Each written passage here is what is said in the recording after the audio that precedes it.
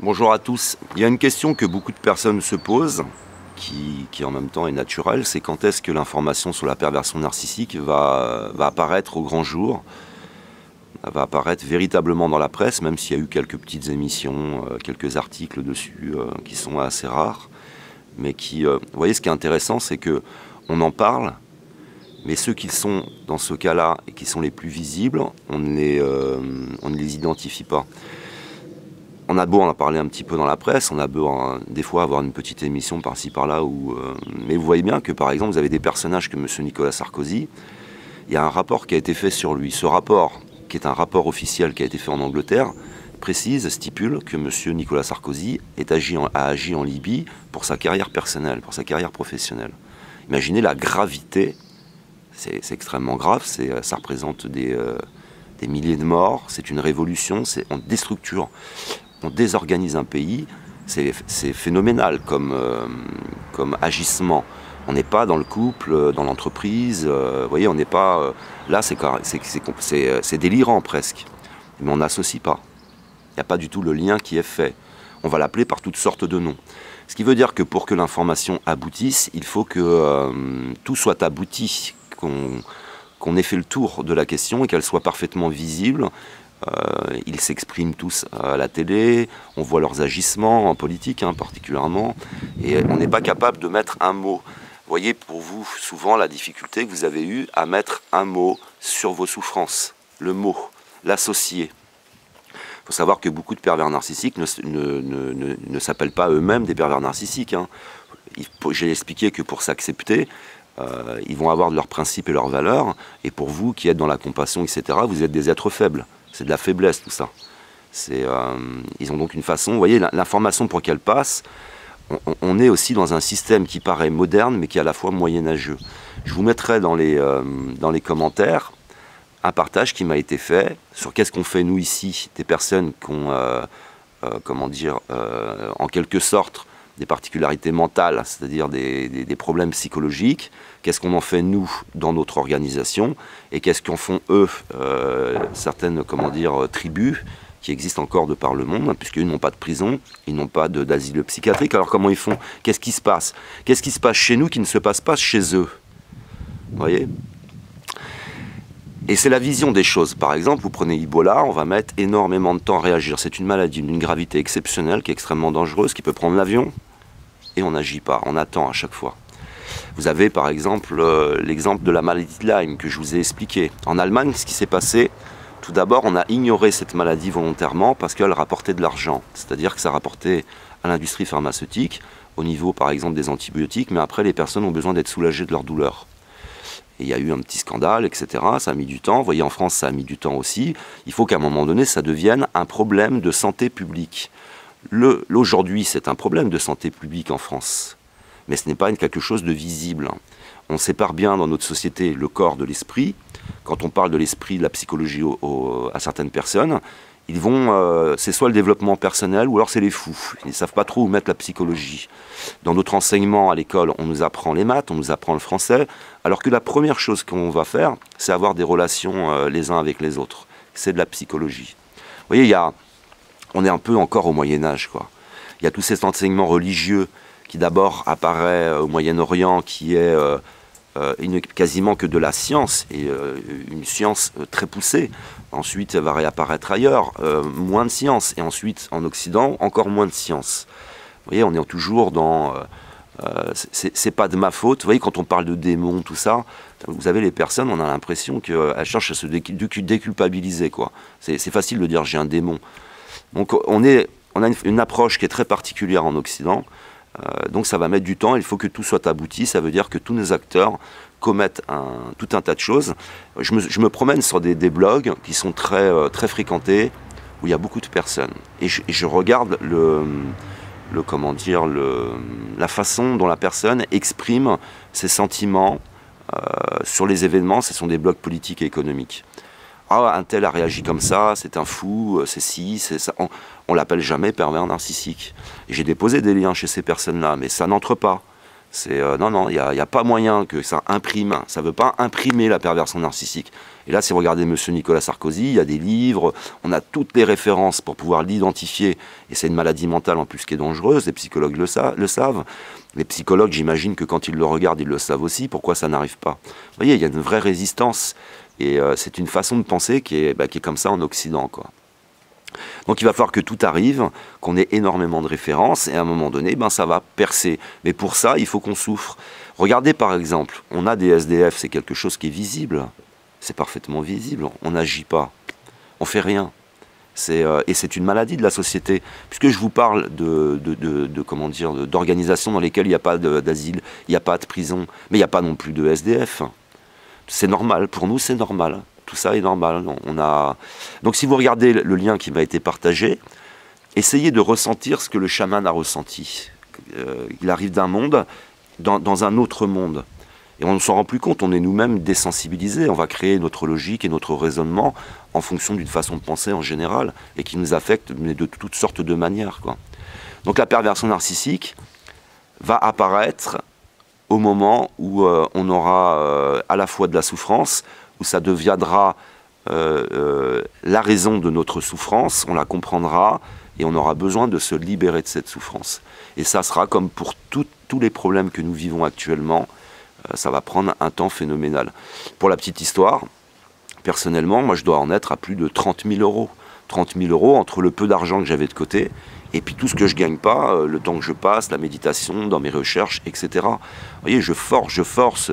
J'ai été déposer des liens partout, je me suis défoncé, ça passe pas, quoi. Ça ne passe pas. C'est quoi la perversion narcissique? Et ce qui ennuie souvent les journalistes, ce qui ennuie un très grand nombre de personnes, c'est que, même les religieux, ce qui les ennuie, c'est qu'ils ne connaissent pas. Donc si tu partages ton raisonnement va être rejeté parce qu'ils ne contrôlent pas cette information. Ça leur ferait perdre en quelque sorte un peu le pouvoir. Ça les rend... on fonctionne énormément à l'ego, quoi. C'est énorme, hein. Ici c'est énorme. Et donc je reçois l'information, je ne la comprends pas, je ne veux pas passer pour quelqu'un de stupide, je ne veux pas risquer de passer pour quelqu'un de stupide, je ne veux pas risquer pour ma réputation, et je ne veux pas non plus m'en prendre à l'acteur politique, et je ne veux pas anéantir ma carrière. Il y a beaucoup de psychologues, de psychiatres qui voient ce qui se passe, mais ils sont dans leur réussite personnelle. Tout le monde ici est centré sur le soi, ma réussite personnelle. Dévoiler l'information, c'est prendre le risque de me retrouver en justice, c'est prendre le risque... Les gens ne veulent pas. Puis à un moment donné, parce qu'ils s'imaginent que ça va continuer comme ça, aeternam viternam. Ils ne pensent pas que ça va avoir des conséquences, même dans la diplomatie, et j'en passe. Ça veut dire qu'à un moment donné, il va falloir qu'on arrive à cette information. Et ce qu'il y aura d'intéressant dans cette information pour aller plus loin, c'est que la perversion narcissique, c'est un chemin. Et après, on commencera à s'intéresser du coup à l'ego. Puisque la perversion narcissique, c'est l'aspect narcissique. Et on va remonter après. Et c'est comme ça que la société va se réinverser. C'est qu'on va comprendre que c'est un chemin. C'est qui vole un œuf, vole un bœuf. Tu commences à développer ton ego, j'en parlais. Tu commences à être centré sur toi, etc. Et après, ça s'amplifie, ça s'amplifie, ça s'amplifie. Donc, c'est à la fois le dévoilement de cette information et revenir à la source de l'information. Et ça prendra du temps. Donc, tout doit être abouti. Donc, par exemple, vous prenez Adolf Hitler. On ne va pas me dire que ce type n'était pas atteint de la perversion narcissique. Mais par contre, non, on va l'appeler nazi, on va l'appeler... Vous voyez, on appelle toujours la perversion narcissique par toutes sortes de mots. Ce sont des mots que l'on connaît, que l'on contrôle, où on n'a pas le sentiment d'être stupide en le disant. Si vous dites à un pervers narcissique, t'es un manipulateur, bah oui, manipulation, tu connais. Tu peux expliquer.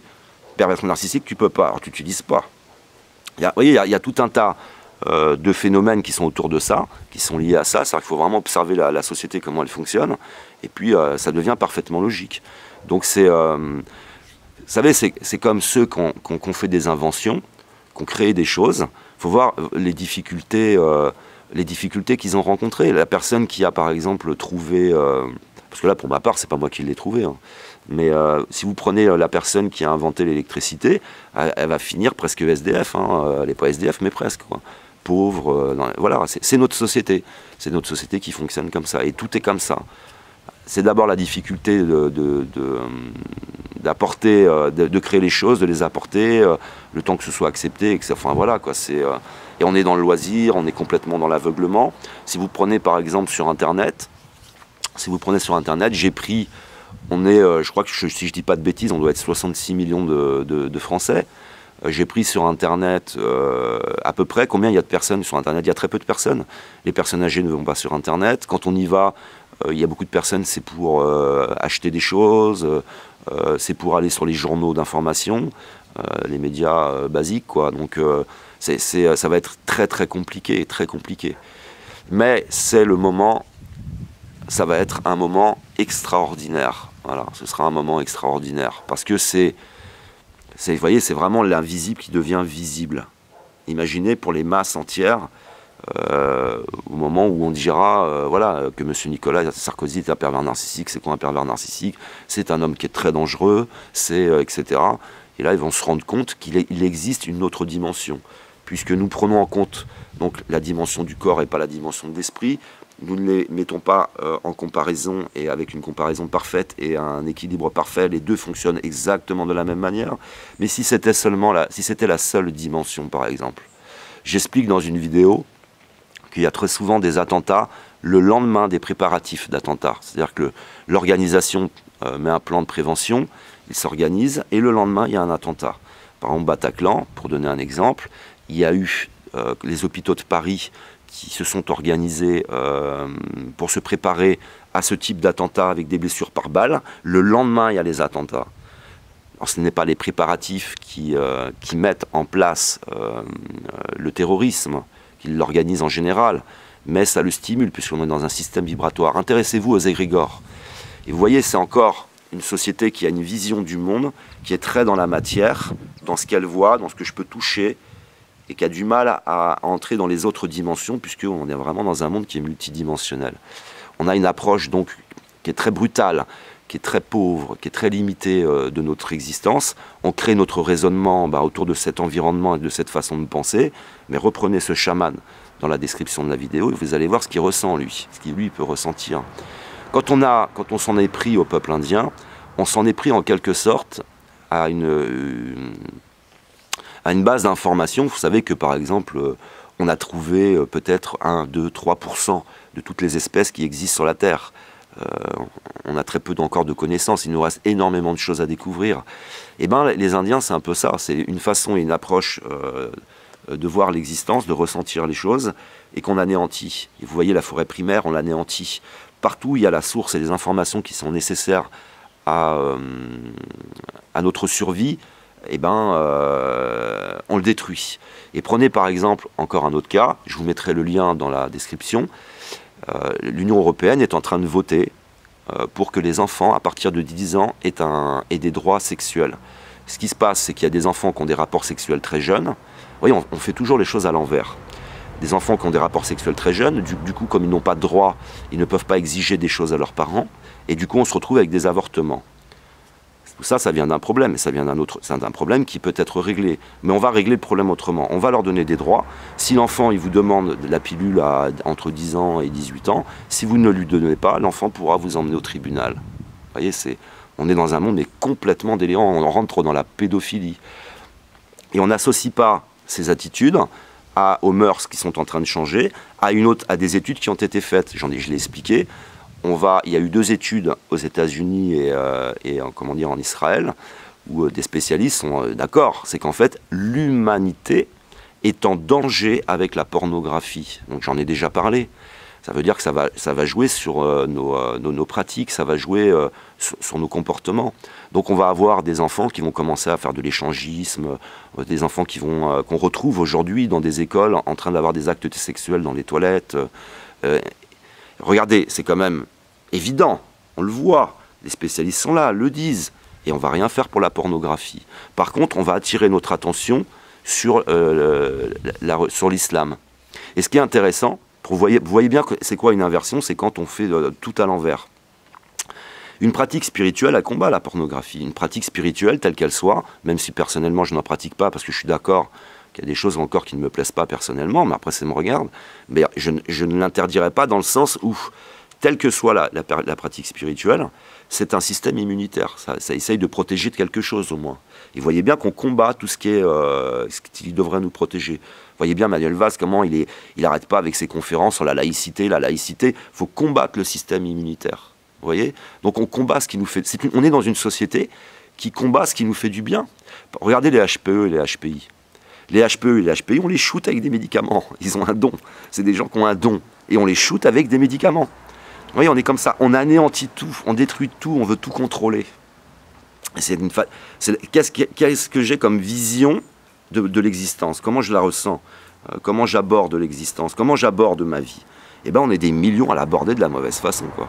Donc, eh ben, pour que l'information passe, c'est aussi au travers d'une compréhension, d'une façon de voir les choses, d'une certaine sensibilité. Il va donc falloir qu'on souffre. Et puis, il y a un moment donné, on va en avoir marre de souffrir. Donc, ça fera comme la maladie de Lyme. Quand ça aura dépassé un certain nombre de choses et que ce sera arrivé à un point où c'est un problème de santé publique et qu'on en a conscience, alors on fera les choses. Et plus personne n'aura envie.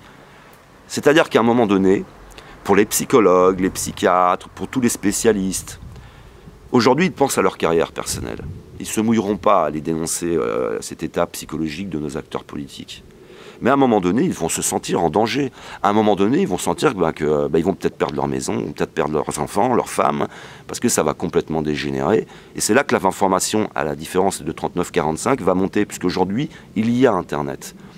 Et j'ai étudié sur Internet, il y a une utilisation qui explose au moment, par exemple, des attentats. Les gens se réfugient sur Internet. C'est-à-dire que la radio n'en parle pas suffisamment, puis tu dois écouter des fois une émission d'1 heure pour entendre parler du terrorisme où tu aimerais avoir des informations. Tu dois regarder des émissions à la télé, tu ne trouves pas ce que tu veux forcément. Par contre, l'intérêt d'Internet, c'est que tu trouves tout de suite ce que tu veux. Tu veux une information précise, tu vas la chercher. C'est toi qui décides, c'est toi qui agis. Donc quand les gens ont peur, ils vont sur Internet pour regarder et trouver toutes les informations pour répondre à cette angoisse. Donc il y aura aussi cet effet à prendre en compte, c'est-à-dire que on va commencer à avoir peur. Moi, j'ai fait, par exemple, des tas de vidéos avec des tas de mots-clés. Je veux que ça apparaisse partout. Dans Attentat, vous retrouverez mes vidéos sur la perversion narcissique. Peut-être pas tout de suite. Mais à chaque fois, maintenant, j'ai préparé aussi des vidéos pour chaque attentat. Parce que je veux que ça ressorte. Donc, il va y avoir un ensemble comme ça de mécanismes qui vont se mettre en place par la force des choses. Et puis, à un moment donné, ça va sortir. Et ça sortira au bon moment. C'est-à-dire qu'ils se seront tous vendus. Tous les acteurs politiques agissent. Je les regarde. Je regarde Marine Le Pen. Marine Le Pen, par exemple, utilise des faux chiffres. Elle utilise l'ignorance des gens. Elle utilise la propagande. Les gens passent. Les gens n'ont pas conscience de ça. Ils sont nés dans ce modèle et ça ne ressort pas pour eux, pas pour tous. Et j'ai fait aussi tellement de vidéos qui finiront peut-être aussi par tomber sur cette vidéo où je parle de Marine Le Pen, où je parle de Nicolas Sarkozy, où je vais parler de Manuel Valls, etc. Et à un moment donné, les choses vont apparaître comme ça. Et il y aura aussi... Vous savez, je mets un texte souvent sur le fait qu'une idée, quelque chose, passe par 3 étapes. Vous savez, on le combat, et puis à la fin, ça devient une évidence. Tous ceux aujourd'hui qui pourraient être un peu dans la résistance par rapport à ce que j'apporte comme information, ils diront après, mais moi je le savais. Mais moi, je le savais, et c'est ce qui se passera. Et puis tout le monde aura envie de dire, il y a aussi cet effet de posséder quelque chose. Alors tout le monde aura envie de posséder cette information comme s'il l'avait toujours possédée, et donc ça va stimuler aussi l'information. Il va y avoir tout un tas de mécanismes qui sont liés à notre nature humaine. Vous allez voir après exploser cette information. Maintenant, tout ça, c'est un pronostic. Moi, je ne suis pas devin, c'est-à-dire que j'ai annoncé énormément de choses à l'avance, comme les loups solitaires. Si j'ai pu annoncer les loups solitaires, c'est parce que j'ai compris les mécanismes entre ceux du bas qui sont dans la souffrance, la pauvreté spirituelle, la façon dont fonctionne le journalisme et la politique, etc. Comment on agit sur les choses. Donc à chaque fois que j'annonce quelque chose, tout ce que j'ai annoncé qui s'est réalisé, je l'ai annoncé en fonction de mécanismes qui discutent ensemble. Alors là, je fais la même chose, j'imagine que c'est comme ça que ça va se passer. Je l'imagine. Et j'espère. Voilà, merci de m'avoir écouté, je vous aime, que l'amour soit avec vous et à une prochaine vidéo.